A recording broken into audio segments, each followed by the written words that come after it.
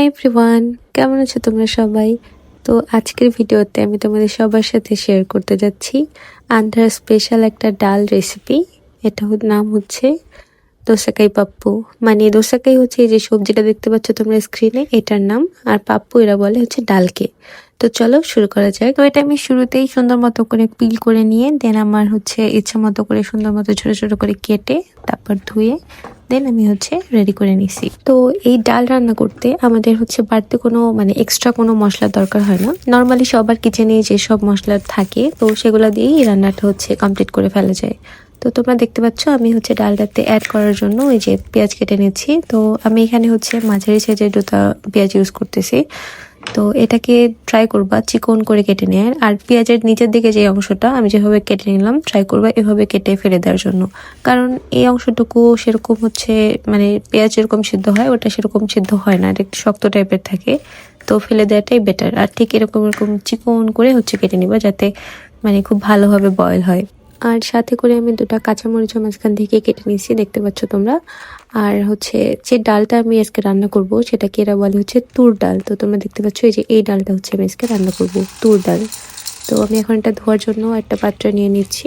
ডাল রান্না করার সময় একটা জিনিস মাথায় রাখতে হবে যে ডালটা অনেকটা সময় নিয়ে বেশ ভালো করে পরিষ্কার করে নিতে হবে, কারণ এতে করে ডালের যে একটা যে কষ্টা ভাব থাকে সেটা চলে যাবে, প্লাস ডালটা বয়েল হতেও অনেক মানে টাইম অনেক কম লাগবে। তো তোমরা ট্রাই করবা ডাল রান্না করার আগে ডালটাকে কিছুক্ষণ পানিতে ভিজিয়ে রাখতে। তো এখন আমি হচ্ছে এখানে একে একে মরিচের গুঁড়া, দেন হলুদ গুঁড়া, তারপর হচ্ছে আমার পরিমাণ মতো লবণ সব অ্যাড করে দিব। আর এই রান্নাতে তোমরা ট্রাই করবা পাকা তেঁতুল ইউজ করতে, কারণ এরা হচ্ছে অথেন্টিক যে রেসিপি সেখানে এরা সবাই পাকা তেঁতুল ইউজ করে। তো পাকা তেঁতুল এইভাবে পানি দিয়ে ধুয়ে দেন অ্যাড করে দিবা। তো চলো এখন ডালগুলো এখানে অ্যাড করে দেওয়া যাক।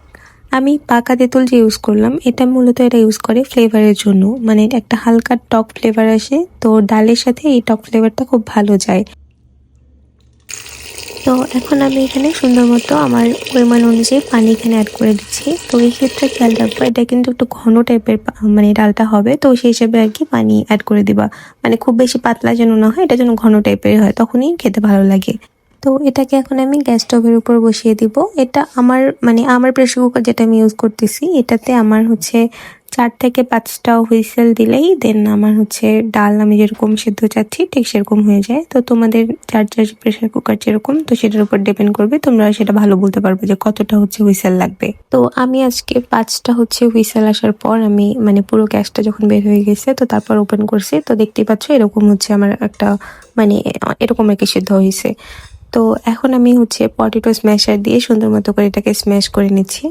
তো তোমরা তোমাদের হাতের কাছে যে স্ম্যাশার থাকবে সেটা দিয়ে হচ্ছে স্ম্যাশ করে নিবা, বা হচ্ছে স্টিলের গ্লাস থাকলে স্টিলের গ্লাসের নিচ দিয়েও কিন্তু সুন্দর মতো করে এটাকে হচ্ছে স্ম্যাশ করে নেওয়া যায়। তো এখন আমি হচ্ছে ডালটাকে বাগার দেওয়ার জন্য আমি হচ্ছে পুরোটা প্রসেস করে নিব। এইটা সব থেকে বেশি মেইন একটা পর্যায়ে বলতে গেলে, কারণ এটার উপরেই ডালটার মেইন টেস্ট যেটা সেটা হচ্ছে ডিপেন্ড করে। তো এটাকে বলে হচ্ছে তালিম্পু আই গেস, বাট আমাদের সাইডে আমরা এটাকে বলি তেলানি দেওয়া, বাট শুদ্ধ বাংলা এটা হচ্ছে গিয়ে ডালে বাগার দেওয়া। তো প্রথমে দেখতেই পাচ্ছ আমি হচ্ছে অলিভ অয়েল ইউজ করি, তো সেটাতে হচ্ছে কারি পাতা অ্যাড করে দিছি। তো তোমরা চাইলে অন্য কোনো অয়েল ইউজ করতে পারো। এরপর আমি একে একে জিরা, রসুন কুচি আর হচ্ছে শুকনো মরিচ অ্যাড করে দিলাম। আর এখন দেখতে পাচ্ছ আমি সরিষা অ্যাড করে দিচ্ছি, আর এখন হচ্ছে মেথি দিচ্ছি। তোমরা চাইলে মেথি অ্যাড করতে পারো, এগুলো আসলে ফ্লেভার ভালো নিয়ে আসে, তো এই জন্যই মেথি অ্যাড করা।